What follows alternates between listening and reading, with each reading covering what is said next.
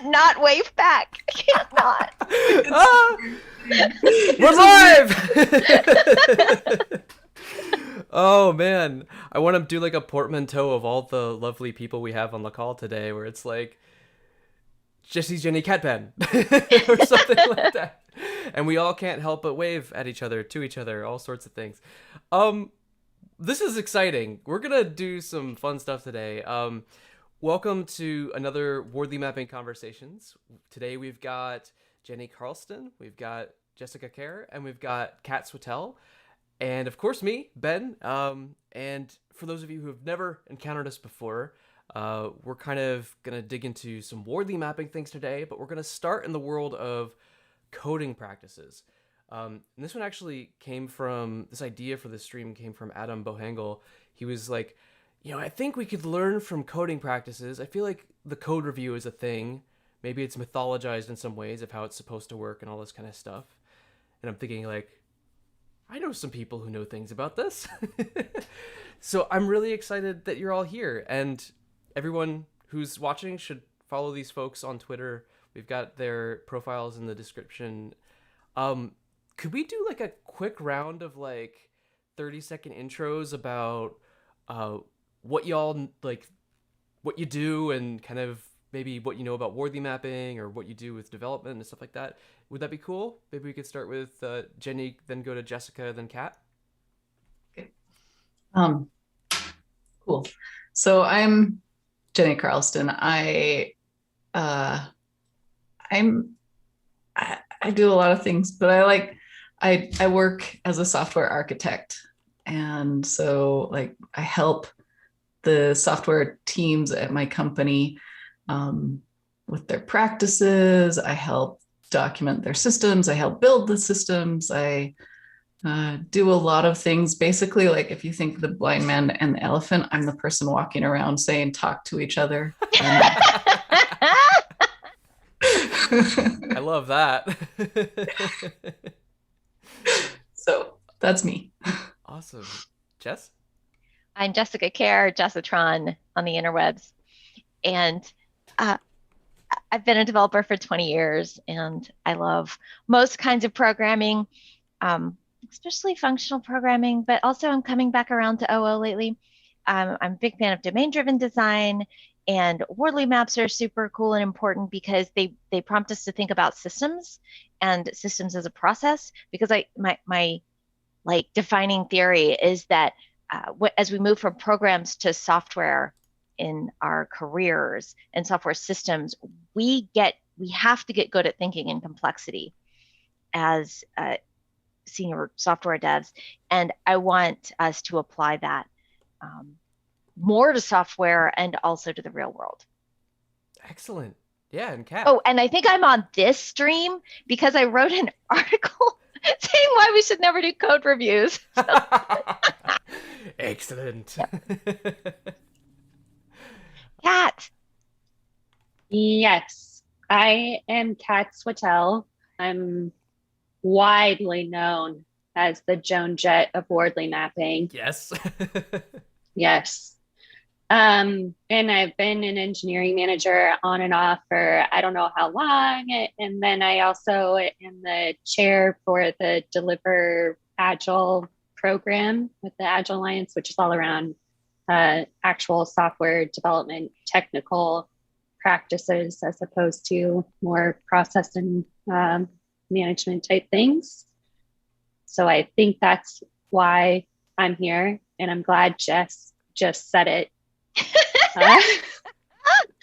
I'm not sure that we should be like striving for great code review. Excellent.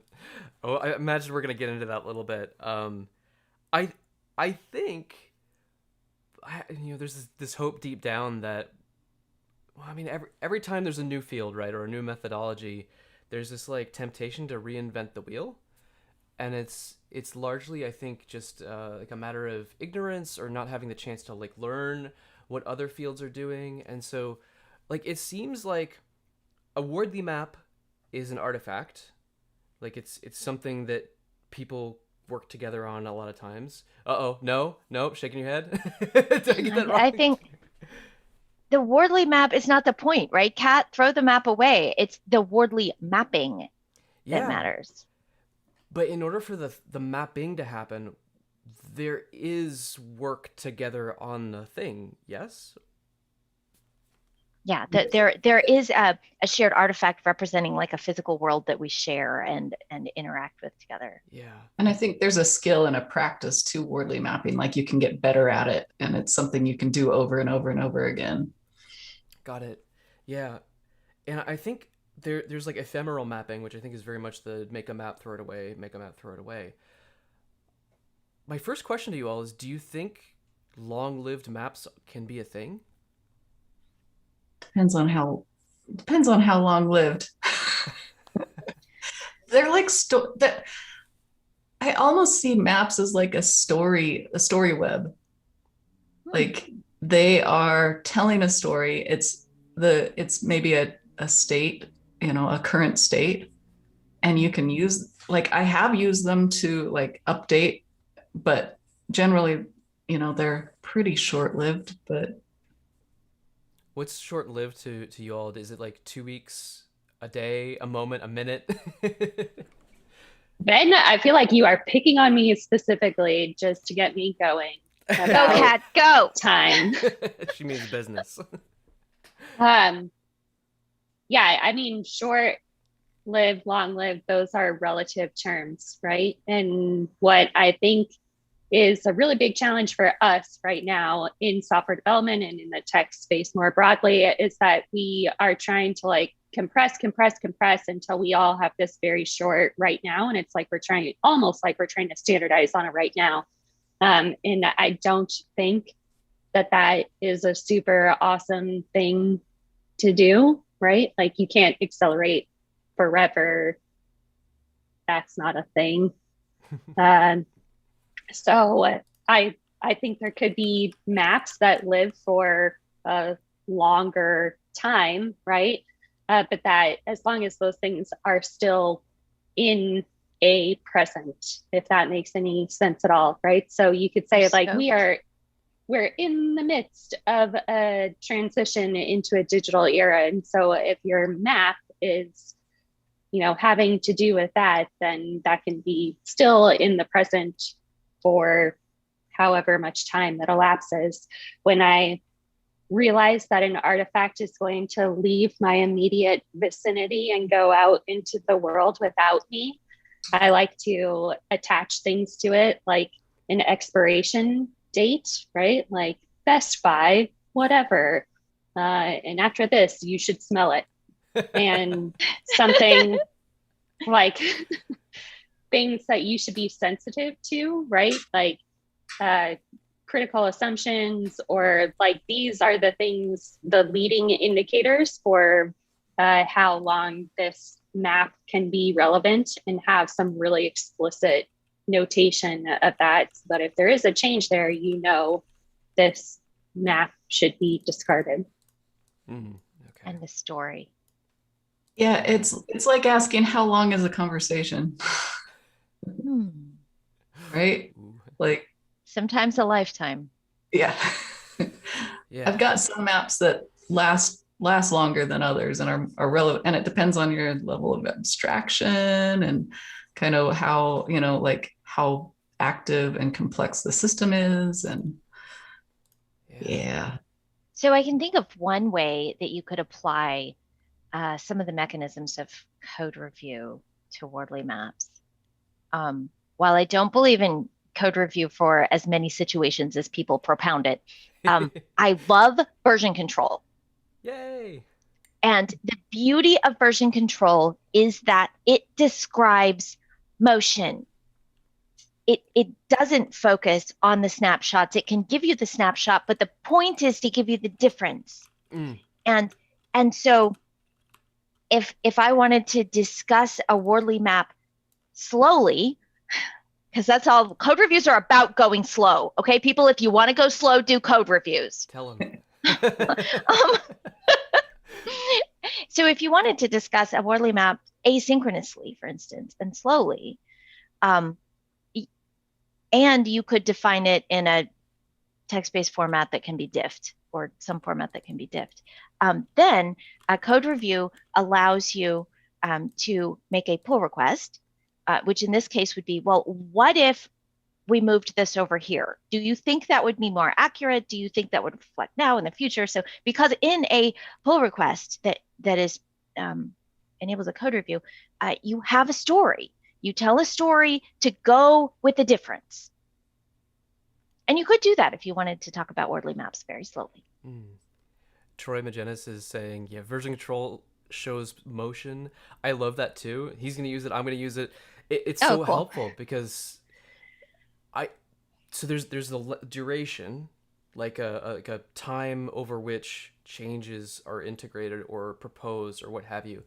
And it kind of like what you're pointing at immediately questions my premise entirely, right? Because under which circumstances would making a map happen over a long period of time and in a social situation where changes to the map would be proposed? Like under what circumstances would people care enough to do that, I guess, is the question on my mind. And I know some people who are working on like collaborative spaces for Wordly maps and things like that, and in my mind I'm like, that's going really, really big, really, really quickly. And how do you get a lot of people to care enough to collaborate on a map in the first place? And so I'm contrasting like code review asynchronously to like some of the mobbing stuff that we talked about on Jenny's stream about mob mapping and all this kind of stuff. So I'm kind of wondering if that's like a speculation for us to explore a little bit. Why would you do a long-lived map?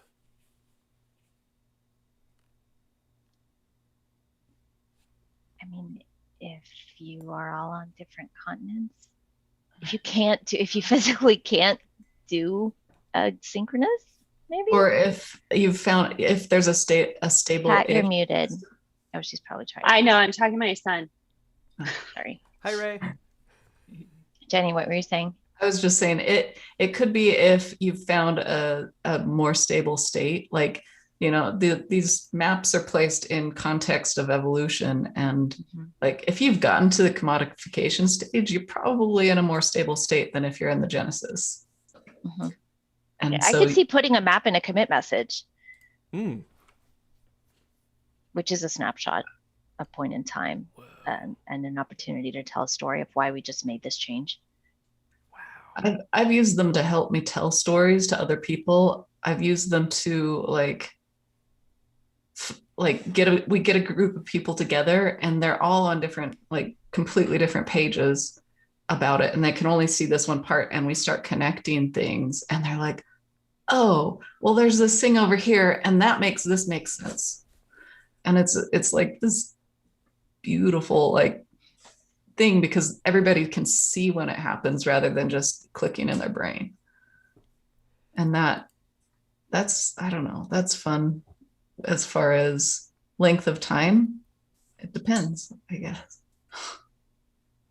I think my experience has been kind of similar to Jenny's. Like, I have found myself in situations where I've created a map either by myself or like in a pair or something, and then you think like, okay, what does it mean to share out?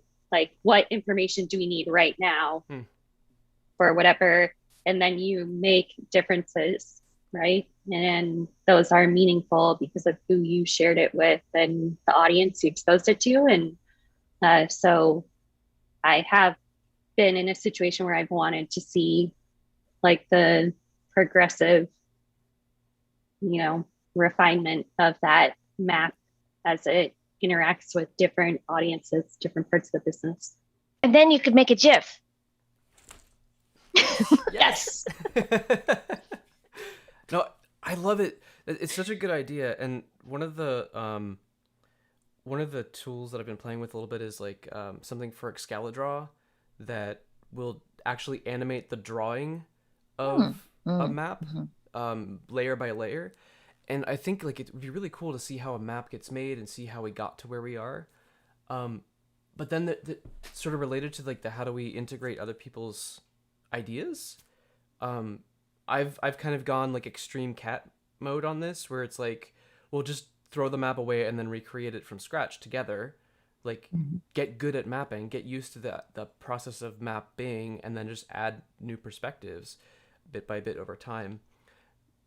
But what I think is like, so here's what I get a lot. Like someone shows me a map and they're like, or they post a map on a forum somewhere and they're like, hey y'all, could you look at my map and tell me what you think?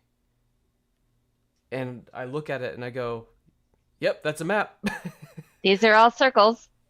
Yeah, it's like I can kind of tell you whether you. There could be squares and rectangles. You don't know me, Jess. Come on. Well, I'm going to leave a pull review comment telling you that they should all be circles. Because that's what matters. So I'm like, I can look at code and I can go like, yep, that's code.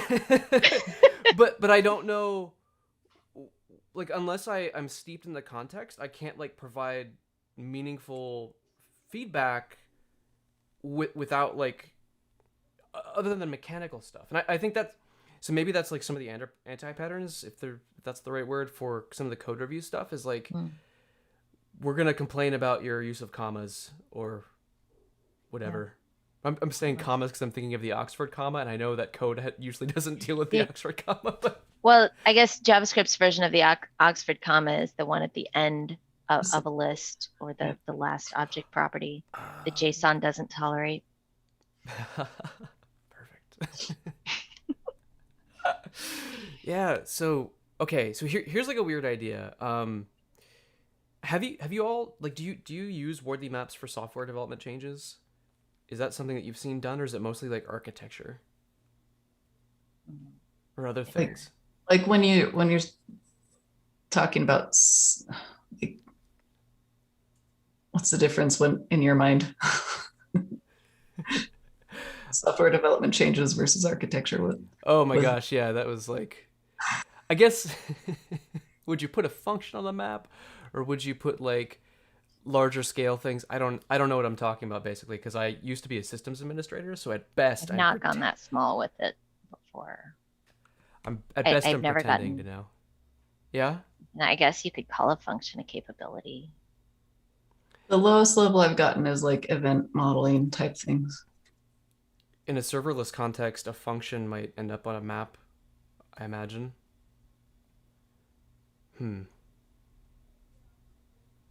So I have a weird idea. What if I like made a map of something, and then like maybe we could try to like tap into our software collaboration background and then poke me about it and be like, how can we collaborate around this map using what we know from our context in software development? Would that be a fun kind of thing to try out? Well, everything's fun with you, Ben.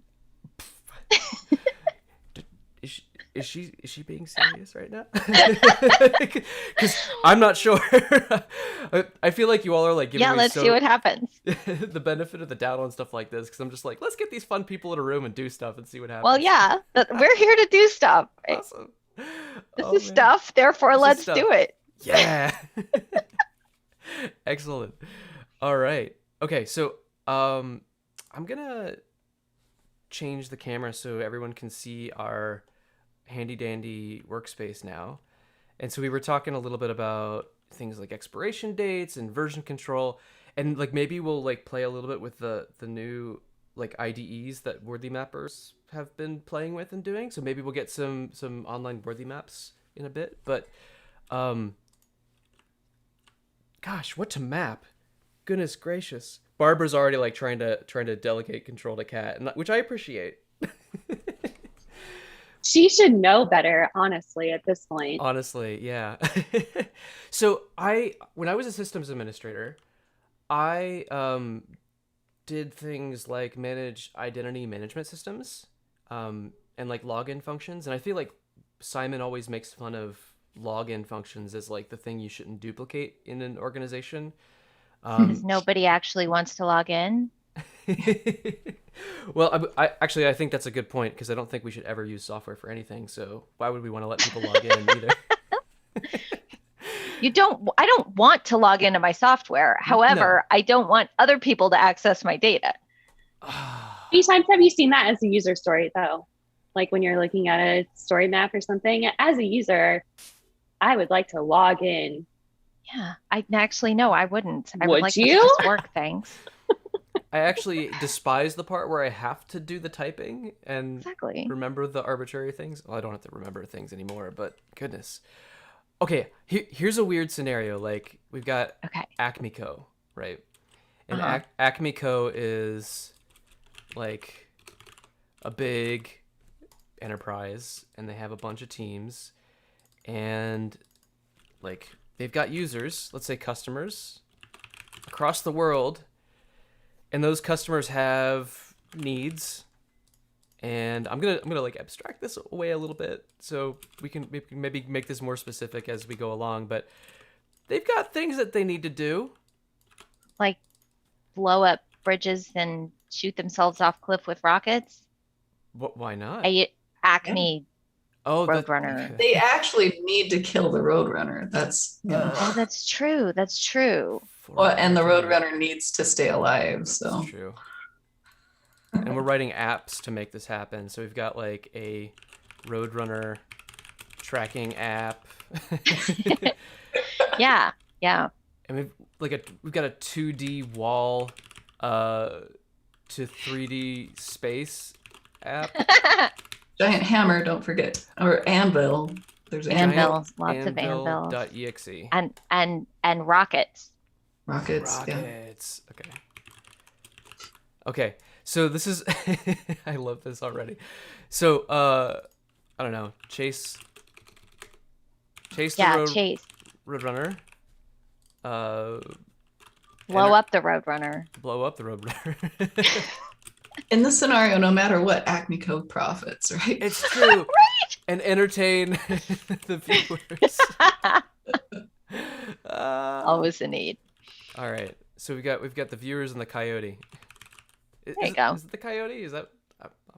Yeah. Okay. It's a coyote chasing a Roadrunner. Yay. Okay. So in order to like keep all our data safe, we've got to have a login function here. Let's say so like identity management. And Oh yeah. So there's a need to keep the Roadrunner in the dark. oh yeah. Surprise the Roadrunner. So that's why the Coyote has to log in. That's right. We need to like have access management. Right. And that requires identity management. Right. Which on. requires logging in. Yeah, you have to know whether you're the Roadrunner placing orders or the Coyote. Right. Who are we designing for, and who are we designing against? This is fun already. Okay. So I've got this brilliant idea one day. Let's say we've got like several different instances of identity management and logging in. Like each application has its own access management system. Each application has its own identity management and stuff like this. This is like a common problem, right? Like nobody's ever seen this before. So there's like duplication, right? And so we've got 4 problems or 5 problems probably, I suppose. I don't know. However many identity management systems we have. And then some genius comes along and says, I know what we could do. Single sign-on. Have any of you had to implement single sign-on before? Mm-hmm. Ugh. And now you have 5 problems. And actually, depending on how your implementation goes, you might have like, I don't know, 10 problems now, something like that, because you've got to get the service provider implemented inside each of the applications so that it'll actually integrate with the identity provider. Oh no, and you've got to resolve old accounts to new accounts if you're using a new token. Like a lot of times people use email as a unique identifier, but like you have to negotiate which one's going to be the unique identifier across all of the apps. It's a mess. It's a gosh darn mess. Okay, so I'm just gonna like, we can play in value chain space and do Wardley things maybe later or whatever, but like, I'm Mr. Smart Person and I say SSO is the way to go. And I like mark all this up and I say, hey, let's just replace it with single sign-on and it'll be fine. Ready to go? Anyone? Anyone want to challenge me? Okay. So we might. You've made a pull request. I have. To the map that says we're going to forget these capabilities and have this one instead. Yep. The diff is like remove all these parts from the value chain and then add this component, and it'll be fixed, and it'll magically work. Okay. So we might propose changes to your map that look like, well, actually. That's a good way to start. It is a good way to start in a pull. It's exactly how all pull request reviews start. You go by the semicolon. Okay, it moved. I'm gonna say that single sign-on requires all this access management. What? Or something. I mean, it may not require the logging in, but it requires handing off to log in. So we can at best replace these capabilities with different ones, but we can't put an X over them. Oh man, so close. So I could put that in a comment. Put that in a comment and smoke it. Okay. So one thing that you can do that nobody ever does with pull request with code review ever is sometimes when I want to describe a change, I'll make a branch off their branch and offer it to them. So this is version control. It's so beautiful. Reality can fork, and we can propose different realities to each other. Whoa. So like branching is totally a thing. We've got our main line here, and then one day I come in and mess it all up and say, let's go SSO. So here's our SSO branch. And then you come in and say, hey, what about this? So a branch of a branch? Yeah, you can do Except that. Yeah. in this beautiful world, I feel like Ben is just baiting me repeatedly on this. I don't know why I'm here today. Perhaps we would consider a trunk-based approach and just fork it into our namespace and do some, fun there, and then offer it as a beautiful gift to our colleagues. So how does trunk-based development work in a Wardley map scenario? I think it would be the same as regular, right? Don't you think, Jess? Like, instead of creating a branch, I can fork it into my namespace and it lives there as my little experiment for however long I need it to. And it doesn't become like an existential overhead for everybody in the world. So like either you can fork it into your namespace, you can do the changes that you propose and then show it to people. And people can be like, heck yeah, put that in mainline or not. Yeah, what I keep coming back to is, with code review, sometimes there's the idea that the reason we're going through code review is because we want this moment of going slow and talking through with other people, and we kind of want the asynchronous or want it out of the now of doing the thing together. I totally understand sometimes that is desirable or the situation calls for it for some reason, but really a lot of times what we're trying to get to is get this out interacting with the real world. And for me, I wonder what that means in a Wardley mapping context, right? That's such a good question. What is the pipeline? What does it mean to be in production? What does it mean for the Wardley map to go to prod? That's a fascinating idea. I'm really curious. I could think of it in multiple ways, but prod for a Wardley map, I think it depends on what you're defining as the goal of the Wardley map, right? Is your goal to implement a new strategy? And does that mean once it's implemented, you're done with it? Or is code ever done? Oh no. no, see it. It occurs to me that usually we use Wardley maps like other drawings and documentations to represent reality. Yeah. To notice reality and then represent it. So when reality changes, then we want to reflect that in our documentation or our drawings. So we make a change, which is why they're always out of date. As opposed to code, which we change in order to change reality. So the code changes first, so the code is up to date. Huh. So in that sense, if a map being in prod would be a map determining reality, which, I mean, when you're a CEO, for instance, and you bang on the values that you're proposing for the company or the plan or whatever it is, you are making that reality by talking about it.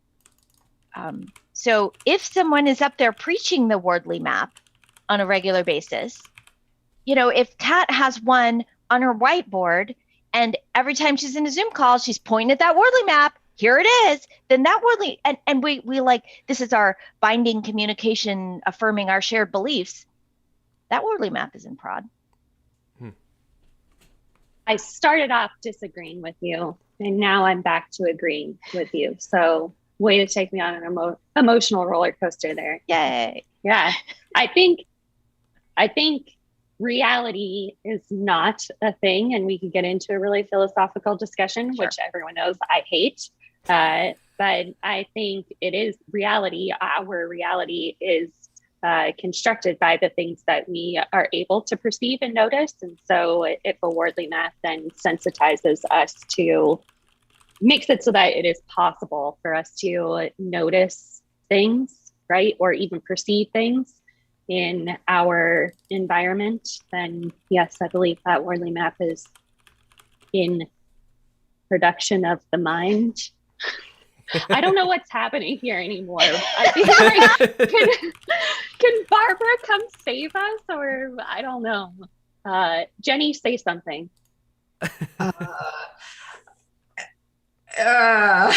So, okay. I think reality is a real thing, but it's, a constant moving target, and we can't perceive of even this tiny slice of it, and our assumptions and our beliefs and all of that totally shift. But the map is what you can share with someone else. You can build a map on your own, but it means, as we just means a lot to you. It may mean a lot to you, but have nothing to do with anybody else. And until you can attach a story to it and derive meaning from it. So maybe, is the code review about building, code review, is the review about building meaning with other people? And is that your definition of this is in prod? It's I'm sharing my mental model with you. We're building a collaborative mental model, and we're putting it on paper so that we can understand each other more clearly. Does that mean that we are it is the review? Yeah. Wardley mapping is code review. Wardley mapping together is code review of our current mental model. Yeah. Except for I would just make everything we just said plural, right? Because maybe Simon Wardley will manifest behind me and strike me down. That's possible. It can happen. Ben, don't do it, Ben. Don't do it. Oh my God. In my experience, I will say, so that Simon Wardley does not manifest over in Ben's house. In my experience, I think Wardley maps are really useful in even just sensitizing us to the fact that there are different people with different mental models, and that actually we don't always want convergence, right? And there's a lot of literature on this. Do you guys know about the diversity prediction principle? Scott Page? Oh, holy cow. Tell us, Jenny. Tell us. Tell So us. cool. So cool. There's this whole like mathematical principle that talks about like the divergence of different mental models and how if you can like use them to make, you can, if you have more divergent mental models or more divergent models, whatever, it can actually feed into your ability to predict and make better predictions, even in the face of greater expertise. Anyway, It's the part where a group is fascinating. smarter than any Yeah, one member. yeah, the wisdom of the crowds, basically. Yeah. Same thing, but Wardley Maps definitely has a thing going on with that, where it's like, and there's value in like, I'm going to build a map about this individually, and that whole divergence convergence thing, and then go back out and say, no, I think this is wrong, and you know, like kind of bring back what you want and fill in your mental model more. What if that was code review for Wardley Maps, where it's like we have this thing, this space that we want to map, and everyone goes in their separate corner, completely alone, and then we look at them all together in the code review as saying like, where does it make sense for us to converge on certain things? Jess, you seem excited. In Git, if you start from like completely separate starting points without a common history and then you bring them together, it's called an octopus merge. Ooh, I didn't know that. That's cool. That's cool. I love it. Oh man. There's something really cool about, so like, okay, negotiation in Wardley mapping is like the conversations where people disagree about things. Where do the conversations where people disagree about things and negotiate happen in software development? If it's not code review. It's usually a pair and mob. We don't do code reviews. Like, or if we're doing code reviews, it's because we've forked and we're like, oh, we need to go back and make sure we did everything right, you know? But there's a we. So yeah, maybe it's more like get everybody up to speed on what's going on and we remap is the review. Like that's, you're reading the map and then building a new one. I don't know. That convergence that Kat said. Yeah. The express it, everyone make it as concrete as a Wardley map is, which is more concrete than in our heads. And then reconcile. That works. It feels, there's so much about like building a it's almost like you're building a taxonomy of your conversation and then trying to connect it to, anyway, I've been thinking about taxonomies an awful lot lately. And I like the way that you use, like, you bring maps to life with, like, you make them wordy and you word them or sentence them or something. I add predicates. So basically I do RDF maps and then put them in an evolutionary context. Okay, I have another question, because thinking about Kat's question about like getting different perspectives on the same reality. When we're writing code, what are there times when code is exploratory and like you do something for a short period of time and then you negotiate about it and then you do it 10 different ways and then pick the one that's best? Yep. Someone's here. Is it Simon Wardley? It's Barbara. Hello. Oh no, she's shaking her head at us. Can't handle you kids.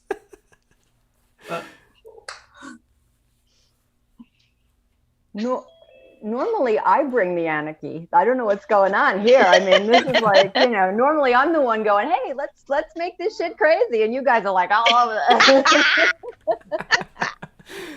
I mean, it's like Jesus. Well, I'm glad You're But here I to. like this thread. I like this thread you're pulling. I don't know what's going on here. I mean, this is like. Oh man, now we got a loop. Let's make this shit crazy. Is that Hey, you? there I go. Oh my goodness. It's Barbara. Okay. Okay. What is going on here? What is the thread? The thread you're pulling. Barbara, is there any way you can mute the stream on your end? Is that? Oh, I see. I see what happened. Okay, you send me a link and it just. Yeah. Wait a second. And this. I know I'm the worst. It's like Fine. I don't give the guests any prep. I don't tell them what's gonna happen. I'm just like, show up. I had to we'll have ask you fun. for the link. Hey now. Hopefully it was in the This is calendar fine. invite. Oh yeah, maybe it was. Oh But- man. So Barbara, what's the thread that you like? Well, I like that. One of the ways I use Wardley mapping in any kind of visualization is to get what they think the context is in one place, so that we can see how everybody's operating on the same question or piece of information, right? Because to me, it's always very clear what's going on. But then I find out in everybody else's head, it's like just a different party.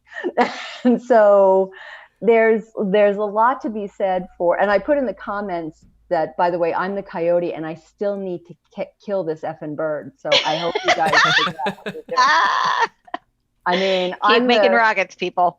I'm the customer and like, I just need you to I need to kill this thing. And so what are you people doing to help me kill this thing? And I think another way that this is helpful is to keep people focused on what the objective actually is, right? Because as a team, we can, and you can get into like, well, it's this and it's this and it's this. But meanwhile, we got customers out here, we got other teams out here, and if you get too far inside what you're doing, as opposed to visualizing it so that you can see how it relates to the actual context of the organization, I think that can be very helpful.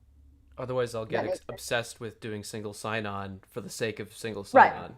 For the you become like, what is the single sign-on problem? But I still have to kill this fucking bird. So, like, is that like what happens with like gold plating and things like that? Like, is like code review or other kind of collaborative methods? Is it about staying on point on the task? Is it about having another voice to notice when you're about to do something that isn't going to help us achieve that objective? I mean, mob mapping, ensemble mapping works in a certain way, right? Where it's like collaborative, collective group decision making in the moment.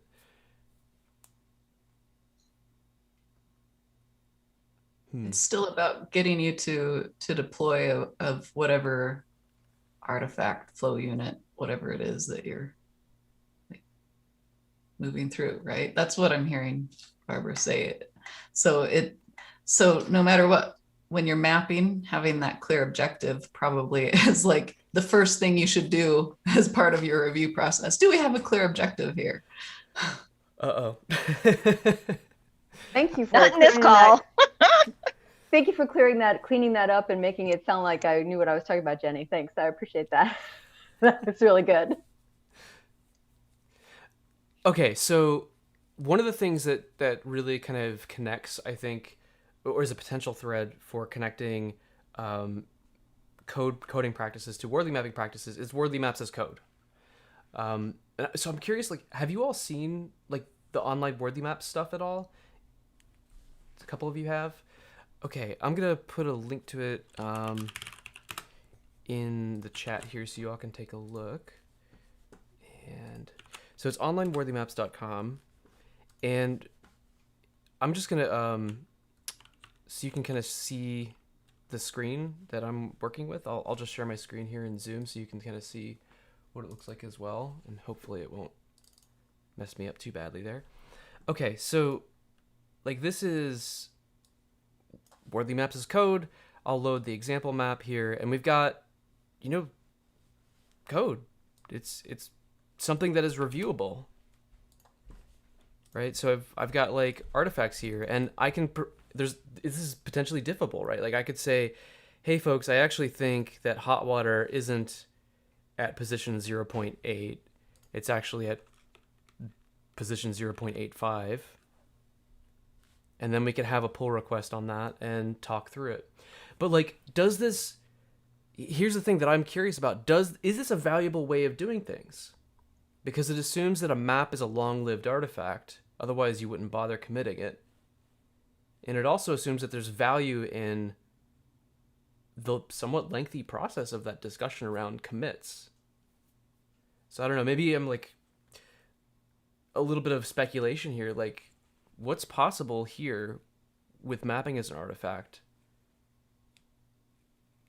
that we're missing in the community right now? So if you were going to map slowly, this would be a great way to do it.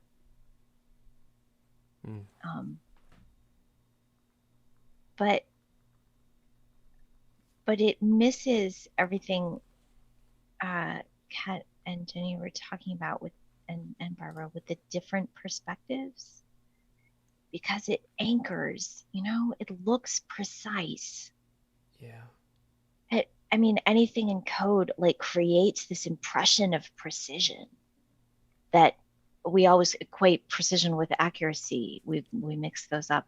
And so, I don't know, it just feels a lot more anchoring. Like I have to have a reason to change it. Which gets back to, I found a typo in the README. Am I going to fix it? Well, does that involve creating a pull request and filling out a form? Maybe. Does that involve creating a JIRA ticket in order to put it on the pull request? Forget it. Yeah. I still feel like it might be interesting to be able to look back, not so much at the map, but at the mapping, right? And at what point in the process did we answer certain questions, or at what point did certain questions pop up, like with which audiences or which people or through which discussions? And if you have something in version, it's a lot easier to see those inflection points, right? Like for me, that's what's exciting, because how I've done that before is that each iteration of the map is like on a new slide in PowerPoint or something. And, then there's not the message, like literally a written message that comes with it, unless you add something on there. And then, is this part of the map? No, this is kind of like a meta type thing that should go along with it, That puts me on this like line of thinking from yesterday's stream, where we were basically doing a postmortem on a bad decision that I made. And we made we made a map of something that I just kind of decided to do. I was like, I hate Eventbrite. Got reasons that I don't like Eventbrite, so I'm gonna go do my own thing with a WordPress ticketing program or a plugin or something like that. And so, and since I'm still sharing the screen, I'll pull this up. Like, well, actually, let me figure this out. Yeah, I was curious to see that yesterday, but I did not. Well, like, it at the right time. There was this moment though, which was just what Kat described around, hey, wait a minute, this was the part where I went wrong. And Nice. so that, okay, so here is the map from that whole experience. Like at the top, people have decided. I think they should all be circles. I can make that happen for you. Team Square. Team Diamond. Like there was, people who have decided to learn Wardley mapping are at the top, and they're here to have a mapping experience. And in order for that to happen, you have a workshop. In order to find out about that workshop, you have an events calendar, and a ticketing system behind that, and a way of doing email communications, and so on and so forth. And basically what ended up happening was there was a point in time where I installed an events calendar plugin, and because of that events calendar plugin, Eventbrite stopped being useful, or it started being frictionful. And then I started noticing how much I hated Eventbrite, but it was because of this plugin. And you know what happened next? I went back to the same vendor of that plugin and replaced Eventbrite with ticketing, with email reminders, different solutions that they had. So basically, I didn't notice that moment where like my inertia and overcommitment to that events calendar plugin was like resulting in all these follow-on decisions. Okay, so the code, this is where the metaphor really starts to get messy, because like the prod map is the business or the organization, like the intent being turned into action. And sometimes you're going to have a bad implementation or a bad design. And you can't fork the organization. If you did have this in code, you could go back to the day that you added events calendar to it.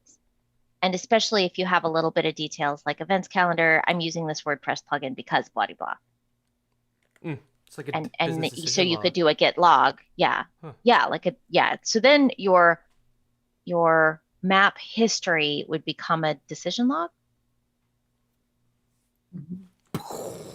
You just, like, my brain just exploded thinking about that. I mean, but isn't that the point of doing all of this, right? Is to like ask the question and start the conversation about why we took certain actions, or why do we do things a certain way, or, you know, what happened. Cat. And so, you know, there's, you know, in terms of version control, I think it's really nice to be able to go like, well, Ben, why did you think that should be 0.85? And well, I mean, you know, I'm coming at this from a completely different angle, right? And so when I see the change, I don't understand the change. I mean, I don't understand why you abandoned Eventbrite. I still don't understand why you abandoned Eventbrite, Ben. It doesn't make any sense at all. It was a mistake, okay? But we are where we are right now. We've made decisions. Yeah. We're looking forward, not backwards. I don't know.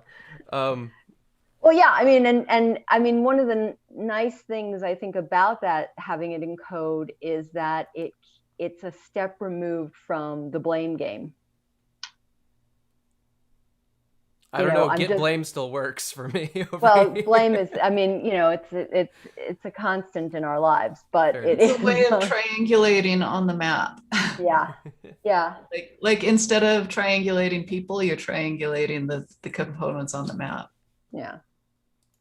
What if in the online mapping tool, you could actually put a precision into your numbers? It would be kind of sweet if you weren't really sure whether it was, you said 7, or you expressed certainty by saying 7.34.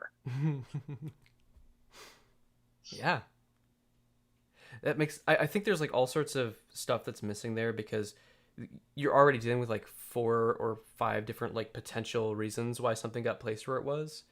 And like, if you've been trained by me to do mapping, the answer is it's because I told you to stop overthinking and just put it on the map.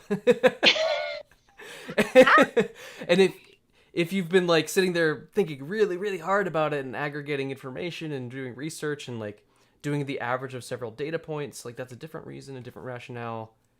How confident you are in that, I think, I feel like Troy would have a lot to say about confidence, just around that. That's exactly what I was thinking. Yeah, or like some kind of heat map or something, like components that are common across different maps and different teams and where they end up on the map. Yeah, based on their different perception. Behavior informatics kind of stuff that are reflected along the axes. Is that, I mean, I don't know. Like, here's your visibility of your component in our system in relation to the others. And then here's your, I don't know, however your level of evolution is defined. Yeah.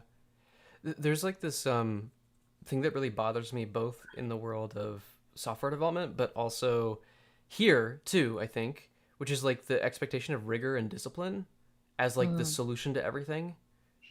And okay, Jess. Rigor is for math. Math happens in imaginary worlds.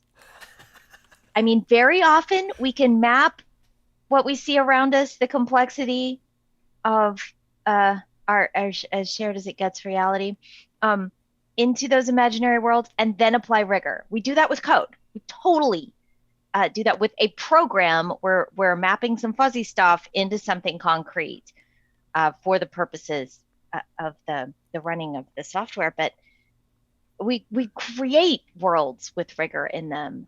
The real world doesn't have rigor. It doesn't have categories. It doesn't have levels. Yeah, that's just an abstraction to help us comprehend. And yeah, it's about us. Concrete, not about reality. Concrete is the operative term there. Like if it's a system that is going to be evolving constantly anyway, it's a very different thing than if it's something that's meant to, meant to last. Meant to stay static? Yeah. Yeah, like a because bank lasting involves evolving. Right. A bank versus a startup, for example. Oh, so meant to change slowly. Yeah. Slow change keeps coming back up. Yeah, it's like the longer present. What level of risk maybe comes into play there is? Slow thinking seems like something that needs to happen when risk is high to that point.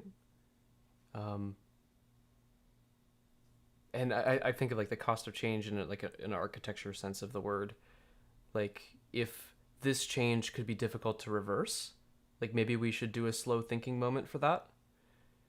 But the rigor and discipline thing was, in my mind, what was triggering that for me was like the idea of having a decision log.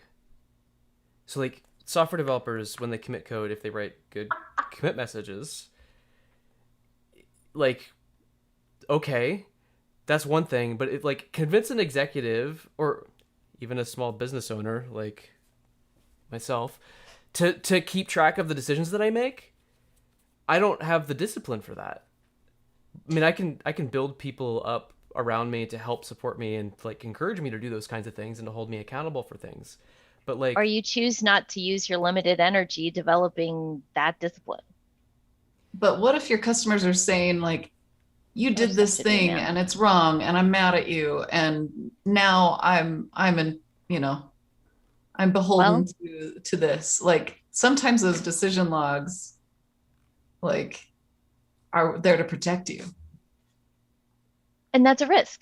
And if you're a small business owner, well, you take risks that big banks don't. Mm-hmm. That's true.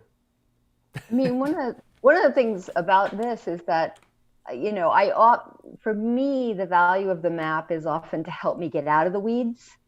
And what I don't want to happen with the map is to pull myself further down into the weeds. Mm-hmm. Uh-oh. And the team. What did I say that made you upset? Did something make you upset, Pen? No. Both things happened to me. I'm like, am I mapping wrong? No, it happens to everyone. But I mean, I do think there needs to be a moment when you pull yourself back a little bit to look, are we too far in the rabbit hole with versioning and precision and rigor and all of the things that we've talked about that don't really exist in the real world? And the nice thing about the visualization of the map is that it gives you a common point of entry to that conversation about how far into the weeds we are. Oh, so good. Yeah. Kat and I have to run. Yep. Thank you both. I just want to say one thing before I leave. Yeah, bye, Jess. I love you all. See you later. Thanks for being here. I just thought of one seed that I want to plant. Is that okay? And then I have to leave? Yeah. Okay. You can drop a bomb. What I've been thinking about a lot is how tools like online Wardley mapping, and when we look at like a text of a map, that makes a visual language accessible to people who are visually impaired, and to have been thinking about that. But anyway, I do have to go, and I am thankful for this experience and for Barbara. Bye. Bye, Kat. Bye, Kat. Oh my goodness. Can I just say one more? Please. The whole idea of like a map pulling you out of the weeds and the forest and the trees kind of thing. when I'm mapping, a pattern I've noticed is that the maps, as I do it, get simpler and simpler because they really focus in on the problem. And I think that's so true. that's a sign of success if you're looking for some kind of like signals. But anyway. And I think and that's one of the reasons that we keep iterating on the map, right? Like that's why we say throw the map away, because the next one will be, get us a little further along that refinement that we're looking for. Yeah, it makes me also think of like when you're writing code and you suddenly start making a bunch of different kinds of changes in the same commit.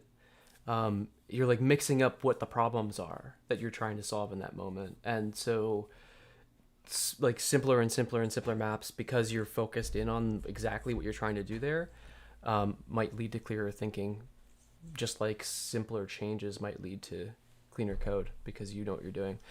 But then again, I'm a systems administrator and you shouldn't trust what I have to say about code. So Barbara and Jenny, thank you so much for being here and for hanging out with me. And yeah, I appreciate your tolerance of my chaos and your contribution to it as well. Thanks for inviting me at the last minute. That was fun. I mean, I like, as you know, I usually like to heckle from the sidelines.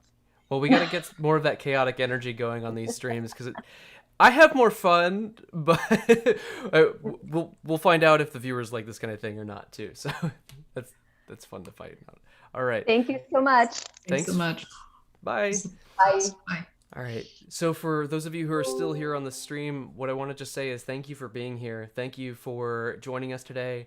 And I'll see you again soon.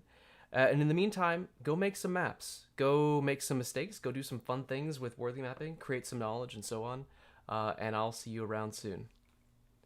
Bye, everyone.